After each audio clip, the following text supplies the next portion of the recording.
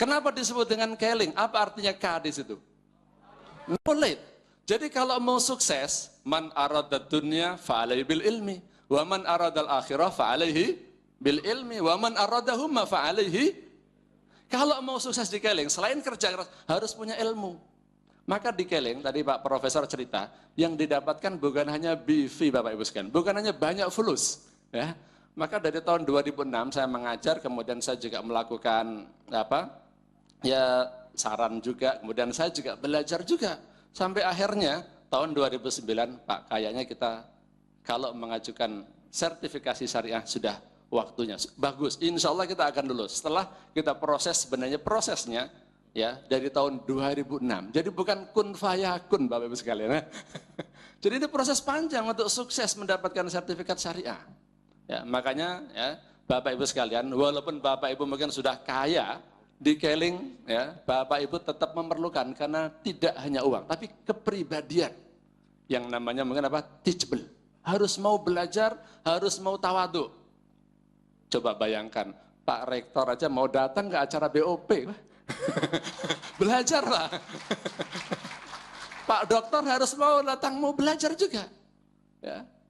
Bahkan kalau saya ceritakan, ini terakhir cerita saya sebelum tanya jawab. Di keling itu diatur, diajak kita untuk hidup disiplin, taat pada peraturan. Suatu ketika, walaupun saya sebenarnya sebagai Dewan Pengawas Syariah, tapi untuk mengawasi kan saya juga harus datang ke pertemuan-pertemuan. Suatu ketika saya datang kepada suatu acara yang namanya PSM, Partner Sejati Meeting. Peraturan menyatakan setiap yang datang itu harus berseragam case system, ya kan? Saya kan bukan apa istilahnya? Bukan selebriti, bukan sebagai member yang mau belajar sebenarnya waktu itu. Saya itu sebenarnya mau mengawasi, tapi peraturan menyatakan harus seragam case system. Saya datang, Pak, dengan sudah pakai dasi case system, sudah pakai jas ini, Pak ya, sudah pakai celana hitam. Cuman satu doang saya nggak seragam. Sepatu saya warnanya coklat. Nggak boleh masuk, Pak. Ya, tidak boleh masuk saya. Ya. Nah, dalam hal ini bagaimana? Saya harus mengikuti kepada peraturan dan tata tertib. Ya. Kalau ini diizinkan, nanti sistem akan rusak. Ya. Makanya akhirnya apa? Walaupun dengan berat hati dan rada terpaksa, akhirnya saya turun lagi. Oke, saya pamit. Ya. Saya akhirnya beli sepatu baru. Ya. Di toko terdekat dari tempat dilaksanakannya acara itu. Ya, artinya apa? Kode etik dan sistem disiplin ini harus merupakan akhlak yang ada pada setiap member. Kalau tidak mau mengikuti peraturan dan kode etik, tadi disampaikan oleh semua pembicara, akan terpinggirkan, akan tersingkirkan, karena nggak mau ngikutin sistem, nggak teratur, nanti akan menjadi rusak peraturan kita.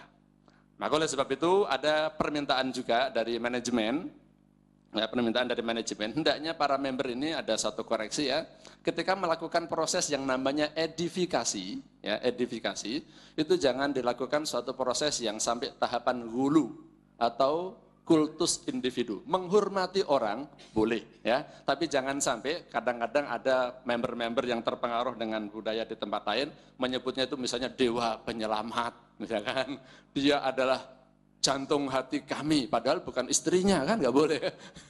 Nah ini tolong ya, ini permintaan dari manajemen sebagai salah satu koreksi, kalau melakukan edifikasi itu perlu, tetapi jangan sampai berlebih-lebihan, karena ini bertentangan dengan syariah. Dan ini merupakan salah satu bukti bahwasanya Dewan Pengawas Syariah sedang bekerja mengawasi Anda ya. Baik Bapak Ibu sekalian, ya masih ada waktu sekitar 10 hingga 15 menit ya. Untuk hidangan buka puasa udah dipegang semua kan ya? Nah, jadi artinya nanti begitu nanti adzan maghrib kita bisa langsung buka di sini ya. Kita berikan kesempatan untuk tanya. Oh, nggak ada. Oh, waktunya rupanya sudah habis. Jadi karena udah terlanjur satu saja ya, satu saja.